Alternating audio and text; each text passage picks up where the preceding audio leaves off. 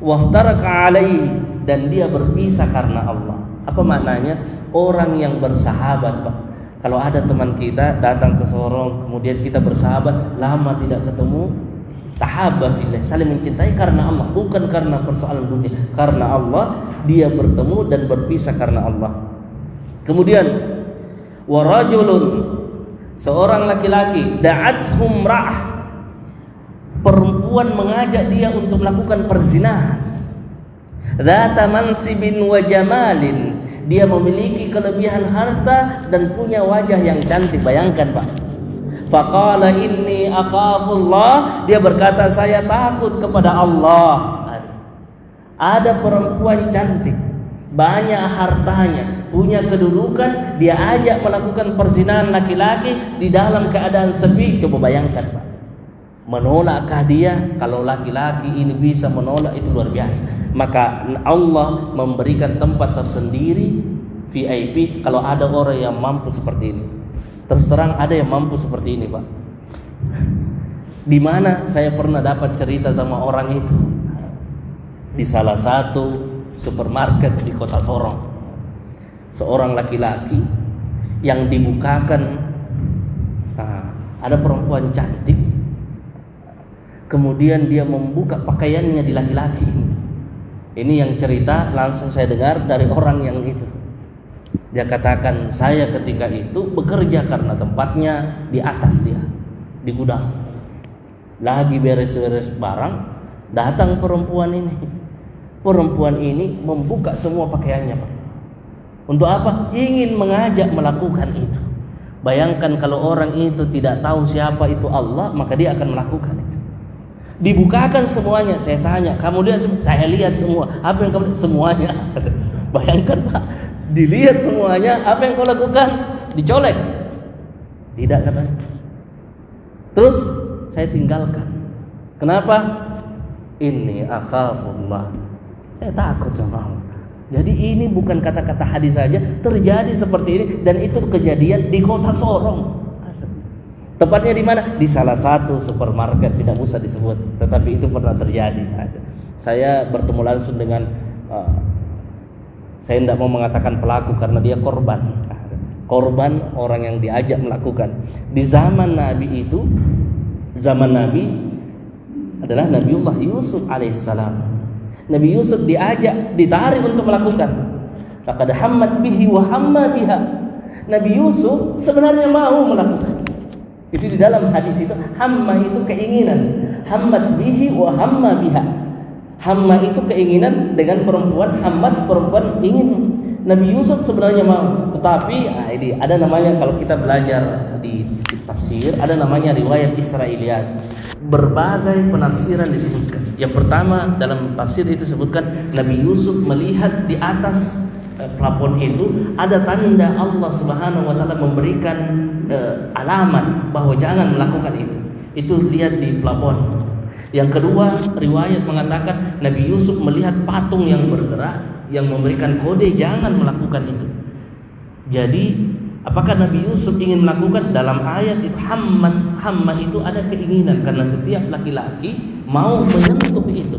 Tetapi karena satu, inni akhafullah, Nabi Yusuf tinggalkan perempuan itu. Nah, orang yang seperti ini, Pak, sudah di depan mata dia tidak melakukan, maka Allah berikan VIP di hari kemudian, da'at sumrah. Kemudian dzata mansibin wa jamalin faqala inni akhafullah, saya takut kepada Allah. Wa rajulun dzakarallah khalian, ini, dan laki-laki yang berzikir kepada Allah khalian, dalam keadaan sendiri sepi. Fafadat ainahu, air matanya menetes karena dia punya kesalahan, bertobat kepada Allah. Orang yang bisa meneteskan air mata, orang yang luar biasa. Kenapa, Pak? Ada kawan saya, ini kawan saya di orang Padang, dia katakan saya susah sekali meneteskan air mata, sampai orang tua saya meninggal saya tidak meneteskan air mata. Kenapa?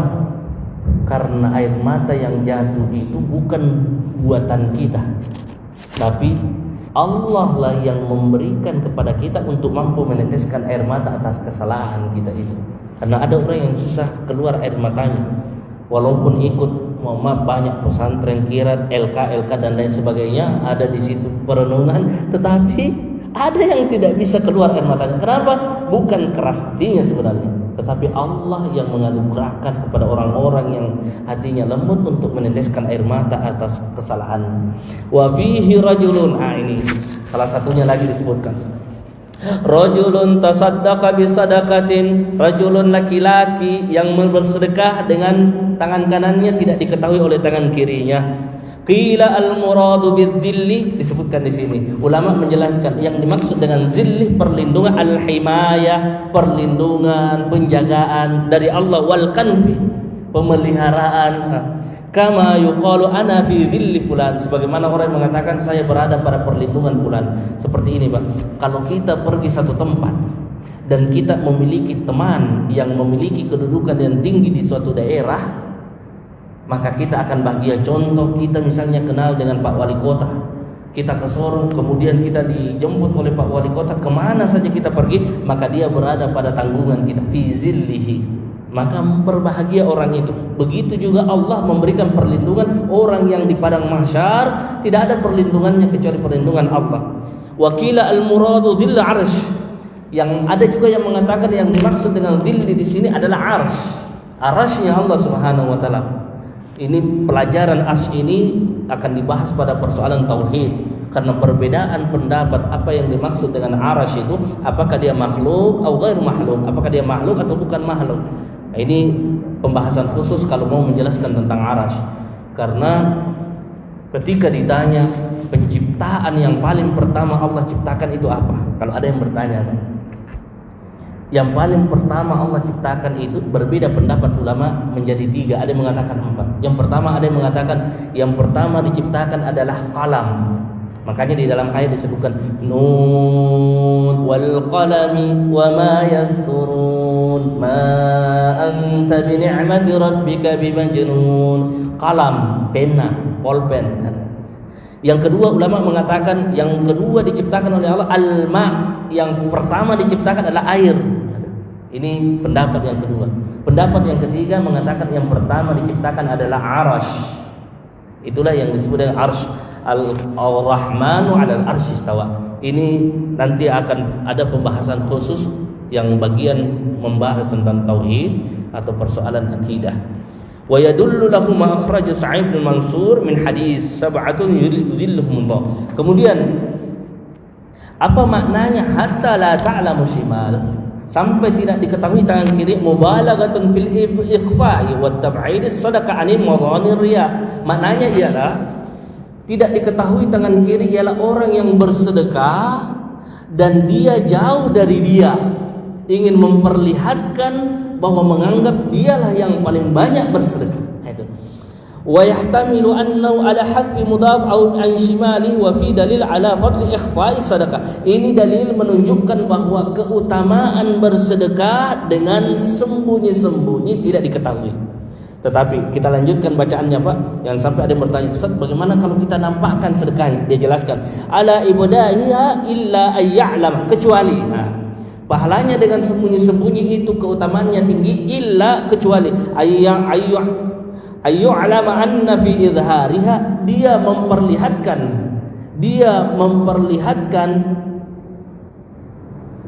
mengiklankan ayyu'alama anna fi idhariha, dengan menampakkan sedekahnya, targhiban linnasi, agar supaya manusia itu termotivasi, targhiban linnasi fil iqtida, untuk mengikuti apa yang dilakukan orang-orang itu, wa annahu yahrus sirrahu ala da'iya arya, tapi ketika dia bersedekah dengan terang-terangan itu dia mampu menjaga hatinya untuk tidak riya. Makanya biasa di setiap masjid diadakan sumbangan spontan. Ini dalilnya. In tubudus sadaqati fani'mahi wa in tufuha wa tu'tuha al-fuqara fa huwa khairul lakum. Itu kan di dalam ayat. In tubudus sadaqati fani'mahi, kalau kamu nampakkan itu bagus. Tapi kalau sembunyi juga bagus.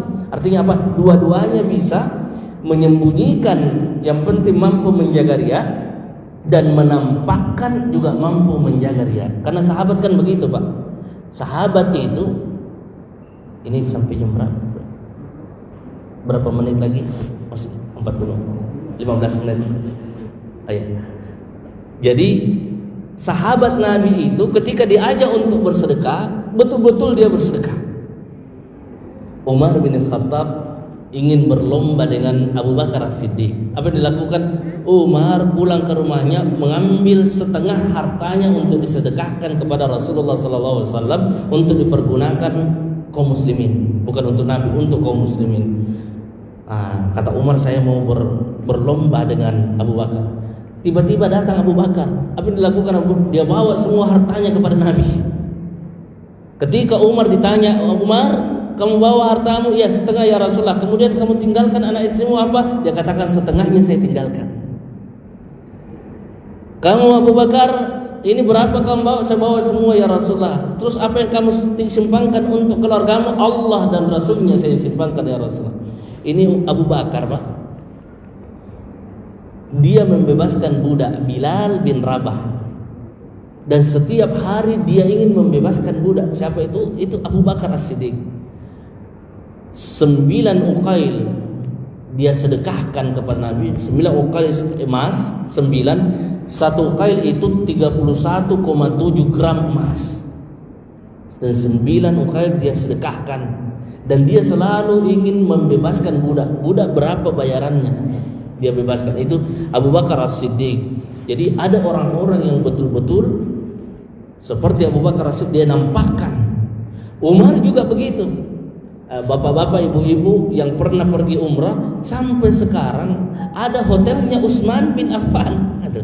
Hotel Utsman bin Affan. Kenapa? Tanahnya Utsman dan hartanya terus menerus itu disimpan di bank. Hartanya Utsman dari dulu sampai sekarang. Ada sumurnya. Ini sumur yang disedekahkan oleh Utsman bin Affan untuk kaum muslimin yang sampai sekarang masih digunakan. Yang dulu tidak ada air selain sumur itu, Utsman membeli sumur itu dengan harga yang mahal. Sengaja saya sampaikan, masjid ini saya dengar minus. Maka orang yang terpanggil hatinya untuk ke masjid, dia akan bersedekah seperti Utsman bin Affan ini bersedekah. Orang Aceh juga ada, Pak. Orang Aceh kalau pulang dari haji itu dikasih. Rupanya ada harta orang Aceh di Tanah Suci yang sudah meninggal, yang dikumpulkan di bank, dan setiap orang Aceh mau pulang itu dibagi-bagikan uang itu yang ada di Tanah Suci. Itu saya tanya teman-teman orang Aceh, kami dibagi-bagikan, katanya uang dari mana? Uang dari orang Aceh yang dulu punya tanah wakaf, dia berikan di sini, kemudian penghasilannya itu dari hotel itu dikumpulkan sampai sekarang. Orang Aceh kalau mau pulang dibagikan uang. Ada yang 5 juta, macam-macam. Jadi saya teringat, Pak, ada sahabat Nabi namanya itu Sya'ban. Mungkin kalau pernah dengar, sahabat Nabi ini namanya Sya'ban radhiyallahu anhu. Kenapa Sya'ban ini? Sya'ban ini sebelum azan subuh dia sudah ada di pinggir ujung masjid, dia duduk. Namanya Sya'ban. Setiap subuh dia duduk sebelum azan, dia sudah duduk di pinggir. Kenapa dia duduk di ujung? Karena dia anggap nanti kalau saya duduk di tengah orang terhalangi, maka dia duduk di pinggir sudut-sudut masjid. Namanya Sya'ban. Ketika itu tiba satu waktu, Sya'ban dilihat oleh Nabi, tidak ada ini Sya'ban. Sahabat yang mau iqamah tidak jadi iqamah, tunggu Sya'ban, kata Nabi. Ditunggulah Sya'ban karena dia selama ini selalu ada di pinggir, di ujung. Sampai beberapa menit tidak datang Sya'ban. Kata Nabi, "Kim, iqamah, akhirnya salat." Setelah salat, Nabi berkata kepada sahabat balik, "Araita Sya'ban? Apakah di antara kalian melihat Sya'ban? Di mana dia?" Nah, itu Nabi, Pak. Itulah kemudian kenapa, ini kalau ada yang bertanya, "Ustaz, kenapa Nabi kalau dia sudah salat dia menghadap ke belakang?" Salah satu sunnah menghadap ke jamaah. Karena dia tanya jamaahnya siapa? Siapa orang-orangnya? Ada dua bentuknya. Kadang Nabi menghadap ke jamaah, kadang menghadap ke kanan. Jadi menghadap ke kanan. Jadi dua bentuknya. Kalau dia menghadap ke sini, dia tanya, mana si fulan, mana si fulan? Ditanyalah Sya'ban. Sya'ban tidak ada di masjid. Kata Rasulullah sallallahu alaihi wasallam, ayo kita datangi Sya'ban. Yang mana ini Sya'ban? Setiap sebelum azan dia sudah datang, padahal perjalanannya berjam-jam. Bagaimana imannya sahabat itu, Pak? Kalau kita kan bisa naik motor, naik mobil. Di zaman dulu tidak ada motor mobil. Perjalanan Nabi pergi, ayo kita ke rumah Sya'ban. Sampailah di rumah Sya'ban. Bertanya Rasulullah sallallahu alaihi wasallam, apakah ini rumahnya Sya'ban? Iya ya Rasulullah. Apakah kamu istrinya? Istrinya. Nah, dia ketemu istri. Mana Sya'ban? Kata istrinya, Sya'ban sudah meninggal ya Rasulullah. Kata Nabi sallallahu alaihi wasallam, inna lillahi wa inna ilaihi raji'un. Adakah pesan dari Sya'ban? Adakah sesuatu yang disampaikan oleh Sya'ban ketika dia dalam keadaan sakaratul maut? Kata sahabat, kata istrinya, iya ya Rasulullah. Ketika Sya'ban ingin meninggal, dia mengatakan apa, Pak? Pertama dia katakan, aduh, kenapa tidak lebih jauh? Kenapa tidak lebih jauh? Yang kedua yang dikatakan oleh Sya'ban, aduh, kenapa tidak semuanya? Kenapa tidak semua? Jadi ini Sya'ban. Yang ketiga, aduh, kenapa tidak lebih banyak saya berikan? Oh, sahabat semua bertanya-tanya mengapa Sya'ban mengatakan itu. Nah, ini hadis sahih. Kemudian Nabi sallallahu alaihi wasallam menjelaskan, Pak. Apa kata Nabi? Rasulullah sallallahu alaihi wasallam mengatakan, mengapa Sya'ban mengatakan tiga hal? Kenapa tidak lebih jauh satu? Kenapa tidak semua? Kenapa tidak semua? Kenapa bukan yang baru? Kenapa bukan yang baru? Rupanya ada riwayatnya. Nabi tidak melihat, tapi Nabi punya wahyu yang dibisiki oleh para malaikat. Kata Nabi sallallahu alaihi wasallam, itu Sya'ban. Yang pertama, ketika dalam perjalanan dia merasakan dan melihat dalam keadaan sakaratul maut, pahalanya berjalan menuju ke masjid. Makanya dia mengatakan, kenapa tidak lebih jauh? Kenapa tidak lebih jauh saya berjalan? Karena pahala orang yang berjalan ke masjid, disebutkan di dalam hadis, setiap langkah itu dihapus dosanya, diberikan pahala dan diangkat derajatnya. Karena Allah itu memberikan tingkatan kepada manusia sesuai dengan amal kebajikannya, tetapi ada derajat-derajat yang khusus. Maka setiap langkah kita, wa kasratul khuta ilal masajid, memperbanyak langkah ke masjid, karena orang yang langkahnya ke masjid, setiap debu, setiap pasir, setiap rumput yang dilewati oleh orang yang masuk ke masjid menjadi saksi di hari kemudian. Makanya Sya'ban mengatakan, kenapa tidak lebih jauh perjalanan? Kenapa tidak lebih jauh? Itu yang pertama. Yang kedua, Sya'ban mengapa mengatakan kenapa tidak semuanya? Kenapa tidak semuanya? Jawabannya, suatu ketika Sya'ban keluar dari rumahnya ingin ke masjid salat, dia membawa roti dan susu, Pak. Roti dan susu dia bawa. Ketika dia sampai di pinggir, ada seorang laki-laki yang kelaparan, lapar.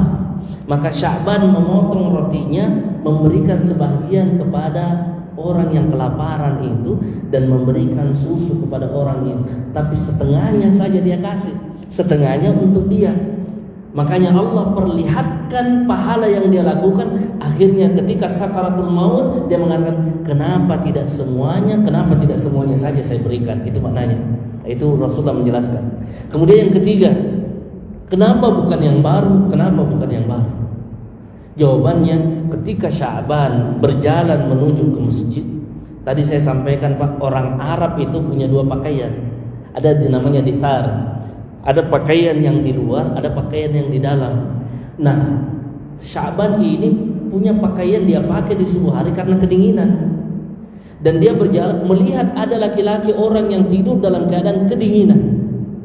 Orang kedinginan. Maka berpikirlah Sya'ban ingin bersedekah.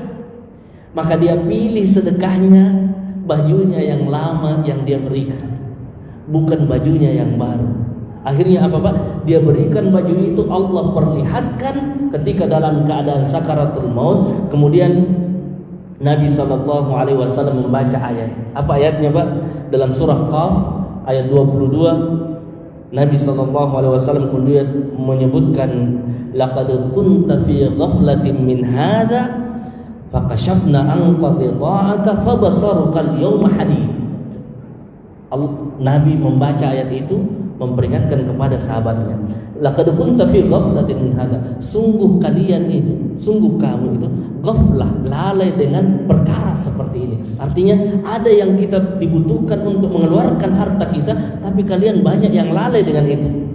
Maka lihatlah, kata Nabi, fakashafna anka ghita'aka, maka orang yang keadaan sakaratul maut itu, kashafna anka ghita'aka, Allah kemudian singkapkan penglihatannya. Angka kita fawasaruka al-yawma hadid, maka di hari itu maka pandangan mereka itu tajam. Kenapa, Pak? Coba lihat orang sakaratul maut. Orang yang sakaratul maut walaupun dia tertutup matanya, tapi kalau sudah mau dicabut itu maka akan terbuka matanya. Ketika sudah sampai pada nazak, ditarik ubun-ubunnya, maka matanya itu mengikuti yang di atas. Makanya ada orang yang kemudian melihat terus ke atas. Kenapa yang dilihat? Yang dilihat itu adalah ruhnya yang Allah cabut, yang dilihat itu tempatnya di mana akan dikumpulkan. Maka kasyafna anka ghita'aka, orang yang sakaratul maut itu pandangannya itu berbeda dengan pandangan kita. Kenapa saya sampaikan ini? Nah, ini sedikit saya sampaikan, tinggal 3 menit sudah hampir kita tutup. Saya teringat orang tua saya, bapak saya Haji Idrus, biasa di pasar. Ketika dalam keadaan sakaratul maut, dia beritahu saya ada di sampingnya. Apa dia katakan? Sudah datang itu yang mau jemput saya. Oh, berarti saya bilang saya tidak melihat. Tapi orang yang sakarat itu Allah singkapkan penglihatannya, dia lihat apa yang akan datang. Dia mengatakan sudah datang itu. Maka bacakan saya syahadat, kata dia. Sudah ada banyak sekali yang datang. Artinya pandangan itu Allah sudah singkapkan kepada orang yang keadaan sakaratul maut. Begitupun dengan Sya'ban yang dalam keadaan sakaratul maut Allah singkap penglihatannya dan dia menyampaikan kepada istrinya kisah ini. Bapak-bapak jamaah salat maghrib dirahmati Allah Subhanahu wa taala, saya lihat tinggal 2 menit. Maka intinya sedekah, mana qasad sadaqatu mimman, tidak berkurang sedekah yang kita sedekahkan, yang kita berikan ke masjid akan menjadi amal jariyah. Ada masjid butuh, misalnya pintu dipakai terus, maka menjadi amal jariyah buat kita. Dipakai tempat wudhu terus menerus menjadi amal jariyah buat kita. Dipakai untuk apa? Selama dia berada di masjid. Ada yang bertanya, Ustaz, saya berniat untuk memberikan masjid, apakah setelah tidak dipakai kemudian tidak menjadi amal jariah lagi? Saya bilang, apa yang kamu keluarkan sudah engkau niatkan, maka kembalikan kepada Allah. Allah yang mengetahui bagaimana isi hatimu yang kamu niatkan untuk amal jariah. Mudah-mudahan walaupun tehel itu sudah diganti, semoga Allah tetap memberikan terus-menerus pahala itu, karena kita telah berniat untuk memberikan sesuatu ke masjid kita ini dan bermanfaat bagi kita, bukan di dunia saja tetapi sampai di akhirat. Kenapa? Karena Imam Ibnu Qayyim Al-Jauziyah mengatakan, siapapun yang bersedekah, apakah dia muslim maupun non-muslim, pasti Allah memberikan keberkahan kepadanya. Karena berkah itu berada pada fi dhilli sadaqati, dia pada sedekahnya itu. Maka tidak heran kalau ada orang sudah tiba ajalnya, tapi karena dia berniat bersedekah, Allah kemudian memanjangkan umurnya. Apakah ada yang seperti itu? Saya meyakini hadis Nabi yang bersedekah itu menolak bala. Bersedekah memanjangkan umur, berdoa memanjangkan umur. Mudah-mudahan bermanfaat bagi kita semua. Saya lihat jam 19.40. Kita tutup dengan doa kafaratul majlis, kemudian kita berdoa. Subhanakallahumma bihamdika asyhadu an la ilaha illa anta astaghfiruka wa atubu ilaik. Bismillahirrahmanirrahim. Alhamdulillahirabbil alamin. Allahumma salli wa sallim ala sayyidina Muhammadin fil awwalin wa salli wa sallim ala sayyidina Muhammadin fil akhirin wa salli wa sallim ala sayyidina Muhammadin fil mala'il a'la ila yaumiddin. Allahumma ij'al hadha jam'ana jam'an marhuma wa tafarruqana min ba'di tafarruqan ma'suma wa la taj'al fina syaqiyyan wa la mahruma. Allahumma inna nas'aluka 'ilman nafi'an wa rizqan thayyiban wa 'amalan mutaqabbala. Rabbana atina fid dunya hasanah wa fil akhirati hasanah wa qina adzabannar. Walhamdulillahi rabbil alamin. Wallahu muwaffiq ila aqwamit thariq. Wassalamu alaikum warahmatullahi wabarakatuh.